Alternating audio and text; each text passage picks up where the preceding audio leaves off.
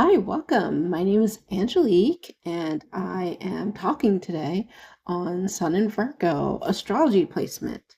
So, if this is your first time, I have been a student of astrology for almost 30 years, but I also have an extensive background in mental health, psychology, and counseling. So, I really like diving deep, uncovering patterns, and connecting those with our behavior, learning new things about ourselves, but also changing our lives for the better. And even though astrology can be used for prediction, it also is a tool that can be used to learn about our personality, our body. So it's not just in the spiritual realms, although we're going to bring all of that together. So I really like to use mythology and symbolism as well as the four elements: air, earth, water, and fire. Sorry. So, bringing all those together, we're going to break down what Virgo is like and the symbols and combine that with sun and what that creates energetically and give some practical solutions, ideas, what we can really see from when the sun is in Virgo and how that shows up in humans. So I like to start by just going over the sign and learning more about that mythology. So Virgo is the sign that we're talking about today. And since Virgo is ruled by Mercury, it's interesting mythology wise because Mercury also rules Gemini. So there's some similarities, there's some not. So if you want to hear more about the other side of Mercury, I have a talk on Sun and Gemini, which I'll link below, that you can listen to if you want to just hear more. It might give some greater insight. But for today, Mercury, we're going to talk about it in the sign of Virgo. And Mercury is known as the chief messenger of the gods. So you have controlled movement of all things. So not just ideas, but words, goods, and people. So why that's interesting is the Gemini side of Mercury, because there's an airiness to Gemini, that's going to be more of the ideas and sometimes words we see more with Gemini. But with Virgo, it's going to be a lot more of what is practical, what is tangible, and how can we control the movement of that. And so Mercury, in this regard, is really known for boundaries, logistics, so moving people, planning routes. Even today, we see that a lot of apps, navigation apps, are planning routes. That's all coded in kind of this Mercury energy, the Virgo energy. So Mercury is very swift and very clever, and that's very apparent in Virgo. There's a swiftness, and Mercury is very clever.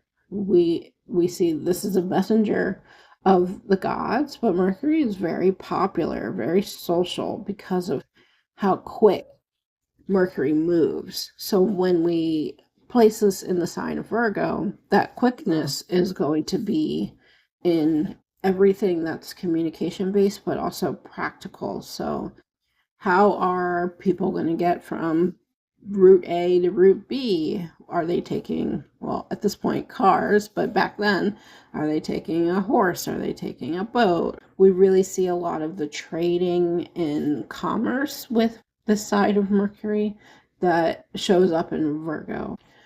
And since Mercury also rules the movement of people, which can sound worse than it is, but borders are one of the best ways that can tell how people can move. You know where you can go or where you can't go, depending on the borders, the customs, the laws. And as a reminder, Mercury is the child of Jupiter. Jupiter rules global expansion and border, so that would be more of foreign customs. But Mercury is on a smaller scale, likes to be more local.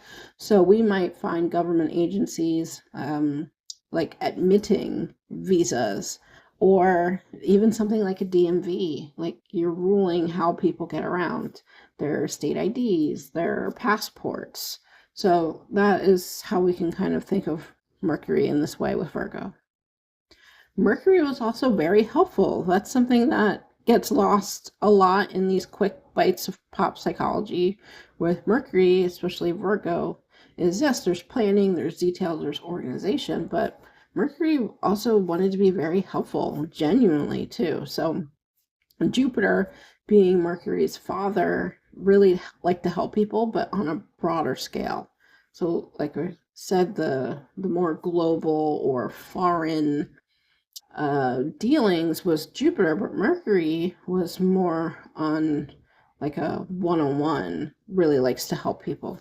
So that's why we see a lot of people who have Virgo placement strongly become doctors or healers or teachers or some way, an accountant. You're working with people on a smaller scale to help them, but they're all in those practical realms. So we have these two ideologies going on with Mercury when we see it in Virgo is there's the communication, but there's also practicality. So they're blended together in a very service minded oriented energy when we have Virgo. And so taking it further with Virgo, outside of the mythology, is the elements, which I mentioned briefly before. Virgo is an earth sign. So it's grounded communication. It's helping people providing messages or knowledges to people, but usually in the context of practical needs. So where the Gemini side of Mercury might be more thinking of ideas to communicate creativity, to increase social ability. But Virgo, when we look at the earth quality of the sign, is going to be more about practicality, about health, about nature, about um, our physical vessel. So that can extend to so many things, but the home is a big one too. The home is practical, but it houses our physical being. So a lot of Virgo placements might have a strong connection to home, to fitness, to nutrition. So Virgo really likes learning and getting knowledge about practical matters or health matters or anything that's more tangible, like taking care of pets or animals. And so we're combining these two together. We have this earth energy combined to the fire energy with Sun and Virgo, which makes a very, very grounded type of energy, practical energy. But with that fire quality, it's going to make someone who's even more passionate about health, about anything in the earthly realm, about gaining this knowledge.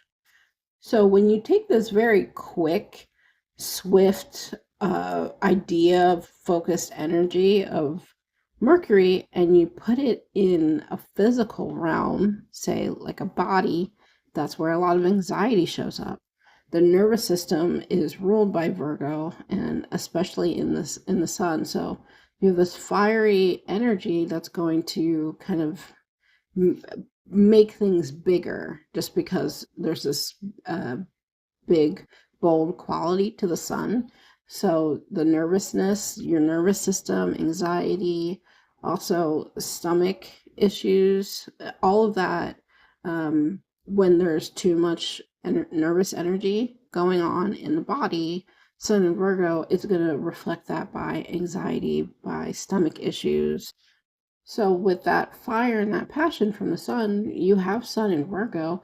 You might be someone who is very passionate to get better, especially physically. So a lot of Sun in Virgos might be people that are healers, look to ways to heal themselves because they might have dealt with a lot of physical health issues, stomach issues, body issues growing up, or they had to take care of somebody who had this growing up. So in adulthood, a lot of people with Sun Virgos usually get into the realms of helping others because they got so good at it for some reason or another. They either had to help themselves or help other people. And so that passionate energy really fires them up to help other people, to be in service of other people. That earth and fire quality together also can be harder for someone with Sun in Virgo to be around disorganization, especially if it's something that's information based, but also communication based. So having like just a bunch of haphazard receipts and not tracking anything could stress people like this out. Or eating a bunch of food consistently that is maybe heavy or is not doesn't have a lot of natural ingredients or ingredients from the earth can really stress them out and make them feel sick.